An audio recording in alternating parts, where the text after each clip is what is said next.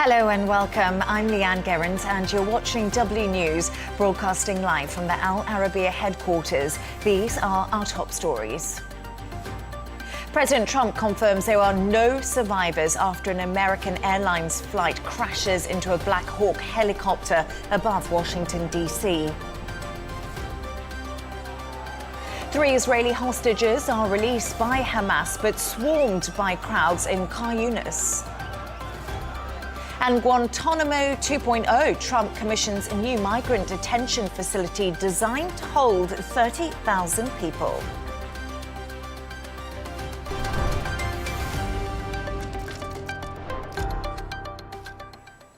To our top story, and President Trump says there are no survivors after an American Airlines plane and a military helicopter collided over Washington, D.C.'s Potomac River. 64 people were traveling on the commercial flight and 3 on board the Black Hawk aircraft.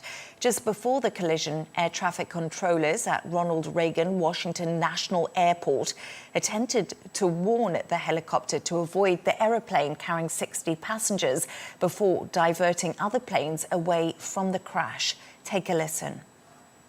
Pass 25, get the CRJ in flight. Pass 25, pass behind this CRJ. Tower, did you see that? 472. American 3130, go around, turn left end 250, climb maintain 3000. Lucy 5347, go around, climb maintain 3000, flight 3000, heading heading, go around 3000, Blue Streak 5347. Blackjack 3, can you return to base? What? Blackjack 3, proceed directly to Glebe. I need you to land. I need you to land immediately. Can you go to Dulles for a few minutes? In the last hour, President Trump confirmed there were no survivors and paid tribute to those who have lost their lives and said it was an hour of anguish for the nation. This was a dark and excruciating night in our nation's capital and in our nation's history, and a tragedy of terrible proportions. As one nation, we grieve for every precious soul that has been taken from us so suddenly. And we are a country of, really, we are in mourning. This is really shaking a lot of people, including people, very sadly, from other nations who were on the flight. For the family members back in Wichita, Kansas, here in Washington, D.C., and throughout the United States and in Russia, we have a Russia contingent of very talented people. Unfortunately, were on that plane. Very, very, very sorry about that. Whose loved ones were aboard the passenger jet. We can only begin to imagine the agony that you're all feeling. Let's go live to Washington now to speak to our correspondent, Caroline Malone. Caroline, thank you for joining me. Officials have said this has moved from a rescue operation to a recovery operation. We just heard Donald Trump there saying the country is in mourning. Tell us more.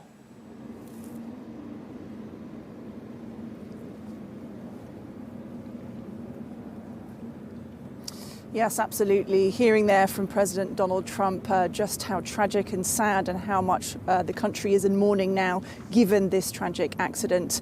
A lot of questions were also put to President Trump about the cause of this incident. And I think that is where, investigators are now looking into a number of different factors as to what could have caused this crash.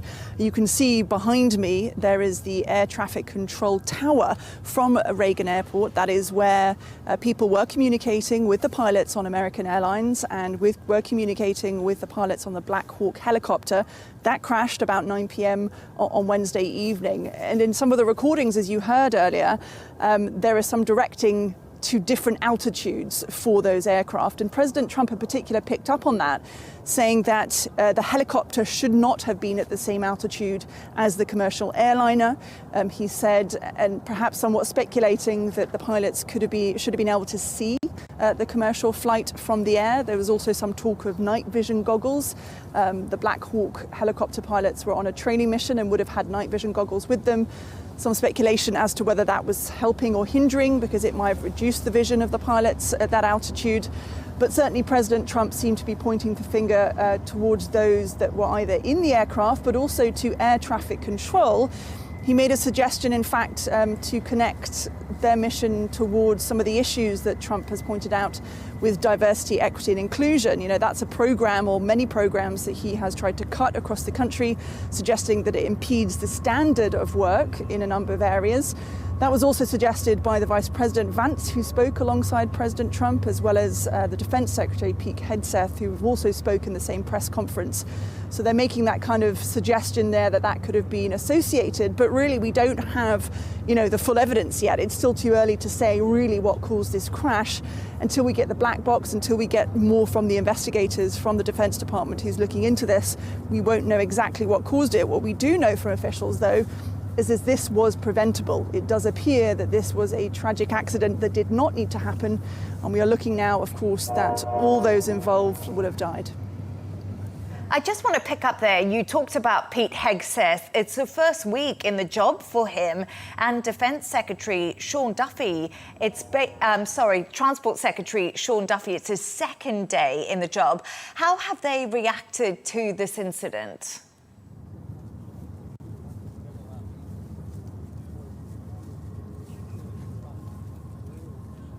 Well, the Defence Secretary, Pete Hegseth, as you say, has only been in the job a few days, but he's already given a number of press conferences, particularly regarding this crash, and giving updates as to what has been happening. Of course, the Pentagon, his department, leads the investigation into what's happened here. He's spoken in particular about the battalion involved. So there was members of the Army, 3 pilots who were in that helicopter that was part of the crash, and the battalion has actually suspended its duties, he said, for 48 hours after this incident. You know, presumably that team of people is very much in mourning, very much in shock as to what happened. But, you know, clearly a lot of questions will be raised as well about their training work, about what they were doing in that helicopter, about their protocols and the standards that were being issued, because, you know, they were involved in this absolutely tragic crash that we have heard is in some senses thought to be preventable. So clearly there'll be some scrutiny on that as well. You know, clearly a difficult position for anyone new into a job and this type of tragic crash happening. But there has been a lot of controversy even before the Defence Secretary Hegseth came into the job. He was questioned very heavily at a Senate hearing before his confirmation, but in particular the opposition party, Democrats, challenging over his lack of experience. And so you can only imagine that that will be something that people will continue to be asking about. But, you know, on a lot of levels, particularly when you hear from President Trump, it looks like signals are pointing towards some kind of procedural error, whether it was from the pilots aboard the helicopter or whether it was from the air traffic control that didn't distance these aircraft enough to prevent this crash. But I think we'll have to wait until we get more information to really make a full conclusion about what's happened here. Caroline Malone in Washington, thank you so much for joining me. Let's get into this further with a former pilot turned senior lecturer in aviation operations at Buckinghamshire New University, Marco Chan. Marco, thank you for joining me. We've heard the audio from air traffic control. As a former pilot, explain the process of bringing a plane into land and the communications you have with air traffic control to make sure everything is safe. Hello, and thank you for having me. And first of all, my condolences to the family of the victims. But to answer your question, as a former pilot, it's a very complicated airspace, and as you can tell, there will have to be a lot of coordination between the pilots and the air traffic controllers. When we get closer to the airport, we are usually handled by what we call an approach frequency, where the air traffic controllers will sequence the aeroplanes. They will give you guidance in terms of altitude, the speed, and the direction for tracking as well. So think of it like a controlled descent down a staircase rather than flying straight down to it for a drop. Usually when we're about 10 to 15 miles from the runway, we'll try to slow the aircraft down. We'll start configuring the aircraft. For example, when you're in the cabin, you hear noise coming from the wings, for example, we'll be extending the flaps, the slats, we'll be dropping the landing gear for the landing. eventually will be cleared for the approach. So remember, this is a clearance for the approach, i.e. we can align straight with the runway, not the landing though.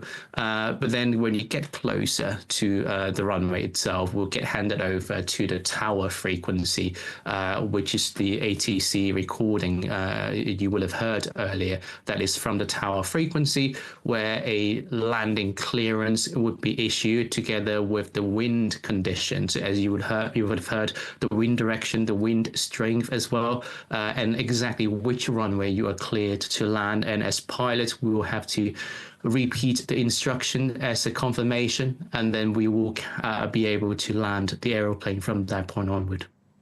Marco, a lot of people have spoken about it was a really clear night. How could the military aircraft not have seen the passenger plane? But is it normal practice for a military aircraft to be flying so close to a commercial plane like we saw in this instance?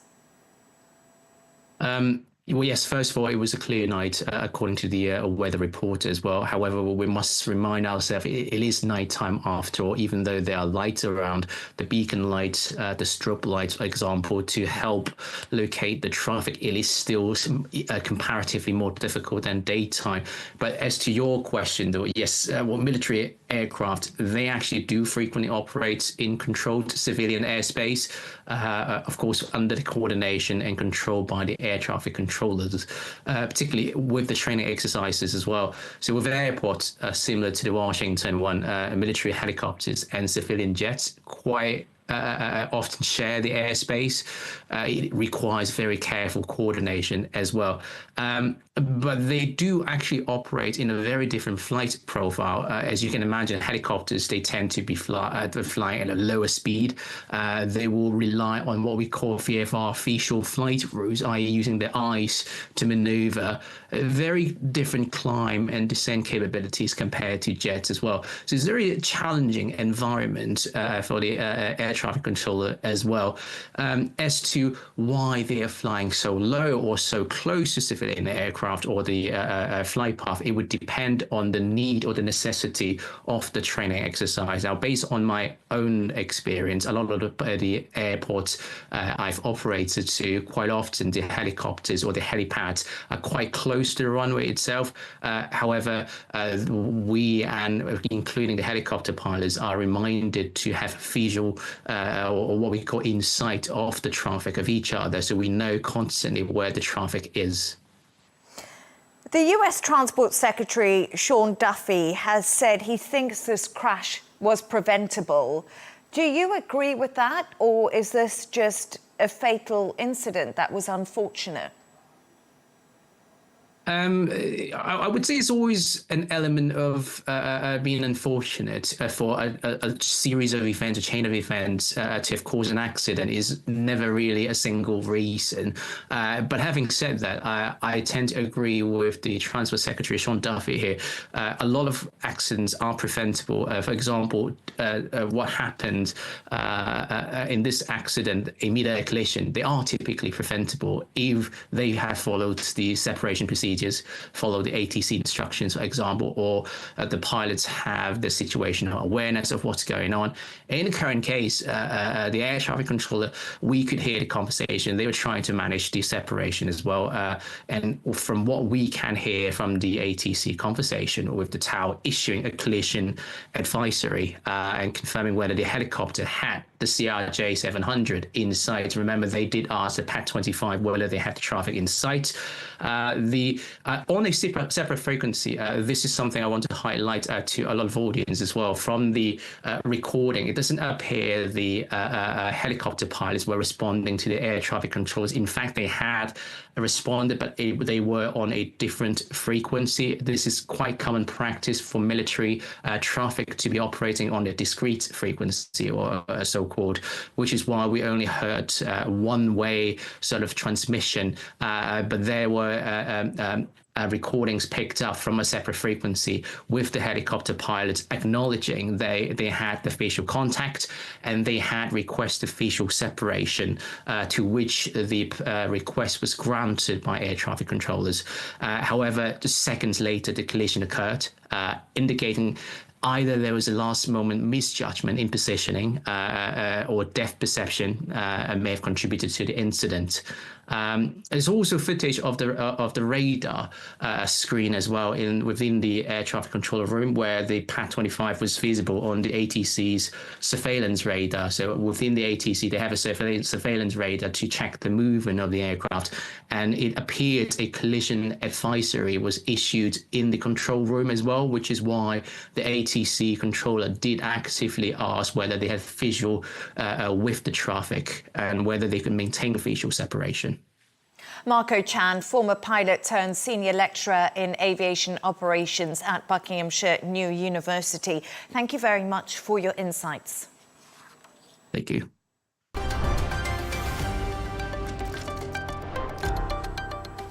To Gaza now, and 3 Israeli hostages have been freed by Hamas today as part of the ceasefire deal. Agam Berger, Arbal Yehoud and Gabi Moses were released after 15 months in Gaza. In exchange, Israel agreed to free 110 Palestinians who'd been held in Israeli jails. However, their release was delayed due to crowds and chaos surrounding the Israeli hostages in the earlier handover.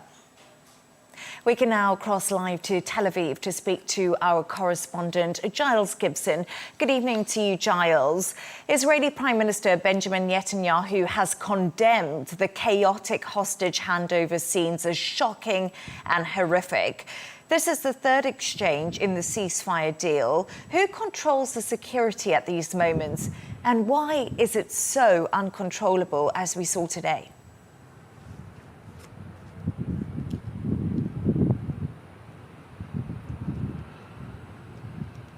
Well, in terms of the logistics of these handovers of hostages, the people in charge are either Hamas or the Palestinian Islamic Jihad, coordinating all of the action that we saw playing out over the course of the day. I think it's interesting to point out the distinction between what we saw playing out first in Jabalia, the first release of the day. Agam Berger, the 20-year-old Israeli soldier, she was brought up on stage. There was a large crowd there. She was surrounded by Hamas militants wearing masks and carrying weapons. But really the scenes there were nothing compared to the chaotic scenes that we saw later on in the day in Khan Yunis, those crowds gathering around the hostages themselves, and also the Red Cross vehicles that had been sent to collect them and take them out of the enclave. Those chaotic scenes, as you mentioned, leading to some very strong criticism from right at the top of the Israeli government as those chaotic scenes played out.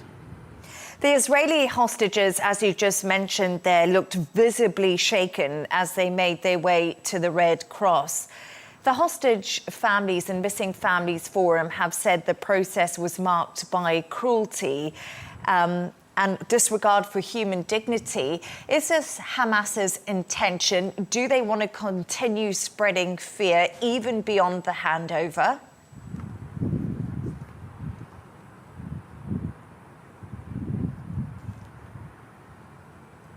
Well, what many analysts have been saying, watching the different rounds of hostage handovers, is that this is all about Hamas in particular just projecting power in a way to sort of push back against Israeli officials like Benjamin Netanyahu, the Israeli Prime Minister, talking for many months now about how the entire aim of the war in Gaza is to wipe out, to destroy Hamas. You know, we saw that in terms of the political theatre, first up in Jabalia, those Hamas militants up on stage with masks, with weapons, and also the Israeli soldier being brought up in front of that large crowd. And then even in Khan Yunis, aside from the chaotic scenes, the large crowd that we saw, there was also some symbolism in the fact that the handover took place very close to the ruined home of the former leader of Hamas, Yahya Sinwar. Sinwar, of course, killed by Israeli forces earlier on in the conflict. So every single detail of these handovers is really being carefully managed to project a certain image to the world. Giles, we mentioned those 110 Palestinian prisoners. Their release was held up. What's the latest on that situation?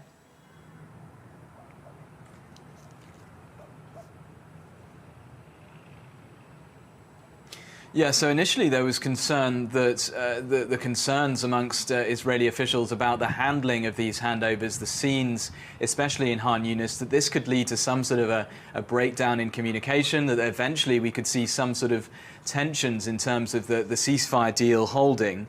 We had at one point in the day the spokesperson for the Israeli Prime Minister saying that they had made the decision very clearly to delay the release of Palestinian prisoners in exchange for those Israeli hostages because of the scenes that were playing out in Khan Yunis. We then, within a few hours, had the Israeli government coming out again saying that they had received assurances about how the future handovers are going to be handled, assurances that we won't see the kind of scenes that played out in Khan Yunis again. And then after some hours of waiting, some nervous hours, those white buses that were taking the 110 Palestinian prisoners, they departed for the West Bank, and so that kind of latest stage of this process did indeed play out after a delay that was concerning to many of the mediators who've brokered that ceasefire deal in the first place. Giles Gibson in Tel Aviv, thank you.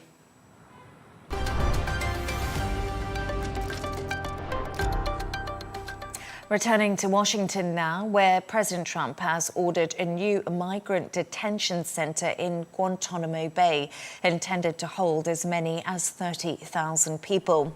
The facility would be based at the U.S. naval base in Cuba, alongside its high-security military prison.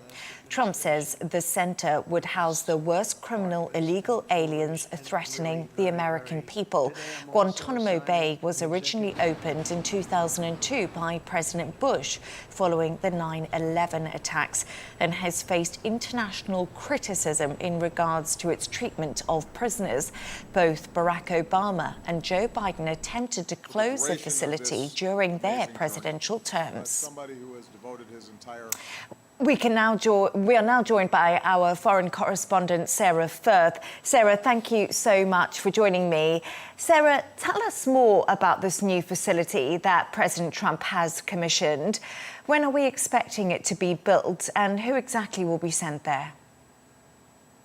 Well, the secret blackout goggles for detainees who've been taken there in the past, phone calls with lawyers monitored, and facilities that are said to not be fit to standard for living with rat infestation. These are just some of the allegations that we've heard from charities, human rights organizations that have in the past said that these areas in Guantanamo that have been used to house detainees and migrants are just not fit for purpose. Now, as you mentioned, there is so much controversy around Guantanamo. What you've seen President Trump do is reverse what we've seen many presidents do, including, as you said, President Obama, which is vow to close Guantanamo. This is the opposite of that. This is an expansion of that US base in Cuba. Now, what we know at this point is that Trump has signed this executive order. He did so at the White House behind me just a few days ago.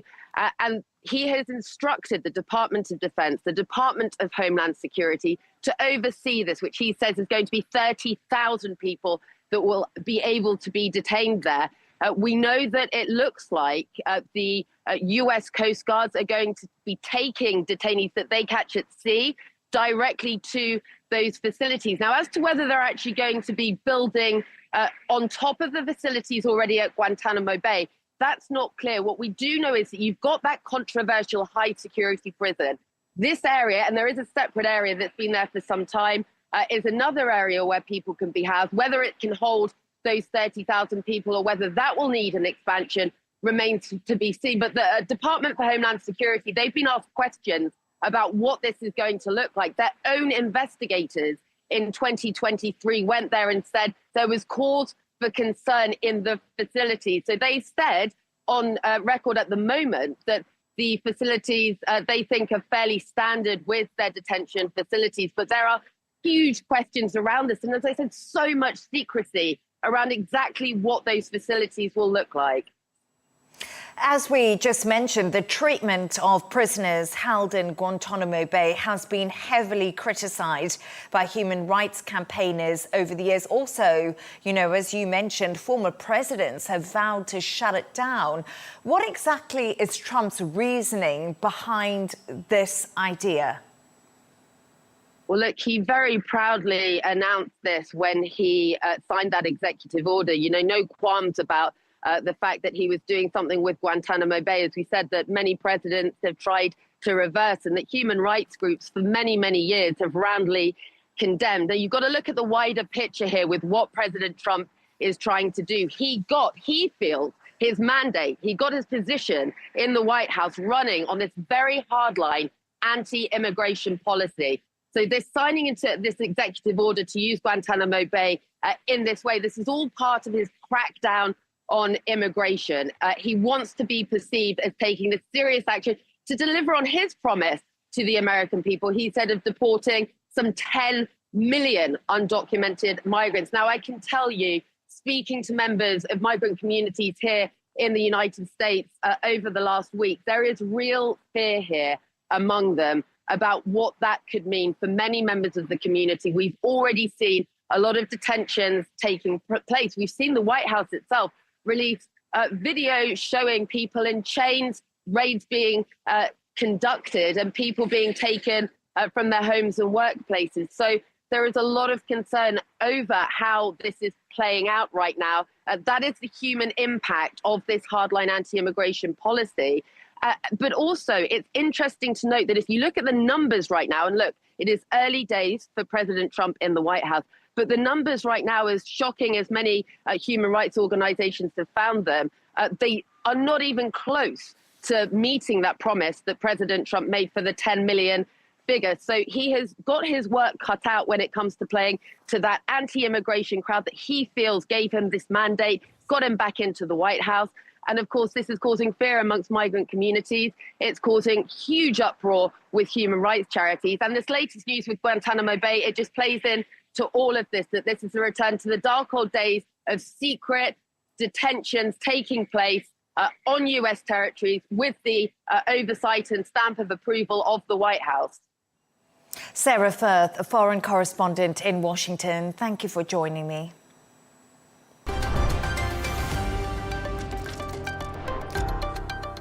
Now, the Congolese President Félix Tshisekedi is vowing to restore government authority in the east, where Rwanda-backed M23 rebels have seized control of the city of Goma and are pushing south. In a televised address to the nation, he said a vigorous and coordinated response was underway. He also criticised the international community for inaction in the wake of the escalating security crisis. Let's speak to our correspondent now in Kinshasa, Chris Ochamaringa. Chris, thank you so much for joining me. First of all, what is the mood on the ground? This must be a frightening, uncertain time for so many people in the DRC.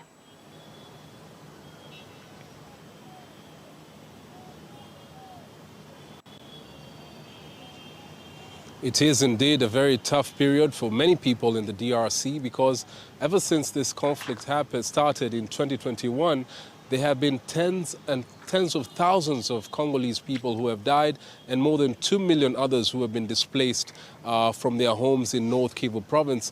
And we spoke to some of these displaced people. All they want is the restoration of peace so that they can go back to their homes and engage in their usual activities. They are sick and tired of fleeing from one area to another because of the M23 rebels who have captured a lot of areas in that area. But the president's statement has been basically a declaration of war, calling on Congolese people to rally behind the army and that they are going to mount an offensive to reclaim all the territories that have been taken by the M23 rebels backed by the Rwandan forces. But there are other Congolese citizens, especially those living in the west and central parts of the country, who are totally in support of the president because they're saying that they have suffered for far too long.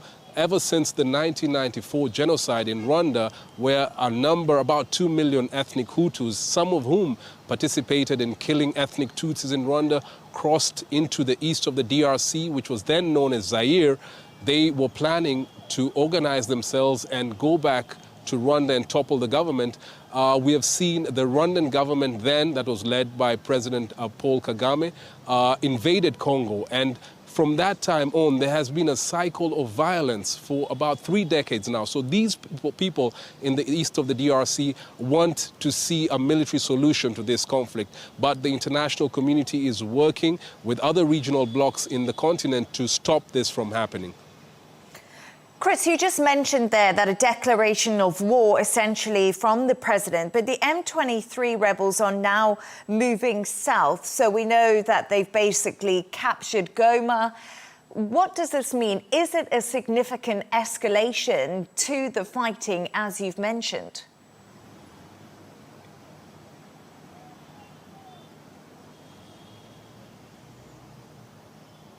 It is very significant because the area where they are heading to in South Kivu province is very rich in minerals and other natural resources, which bring a lot of revenue to the coffers of the DRC government. So if they indeed manage to capture that area, it will be a big blow to the Congolese government.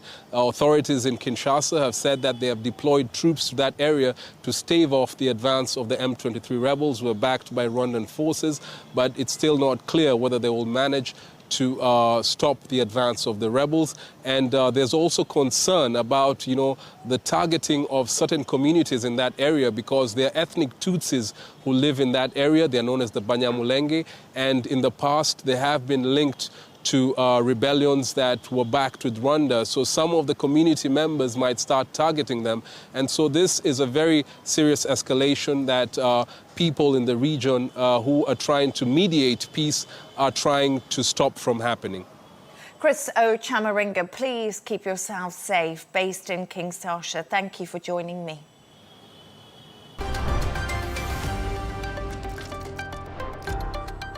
And a reminder of our top stories. President Trump confirms there are no survivors after an American Airlines flight crashes into a Black Hawk helicopter above Washington, D.C. 3 Israeli hostages are released by Hamas, but swarmed by crowds in Khan Yunis. And Guantanamo 2.0, Trump commissions a new migrant detention facility designed to hold 30,000 people. And that's all from us on W News. Thank you so much for joining us. Riz Khan is coming up next. And don't miss Tom Burgess-Watson with GNT. Good night.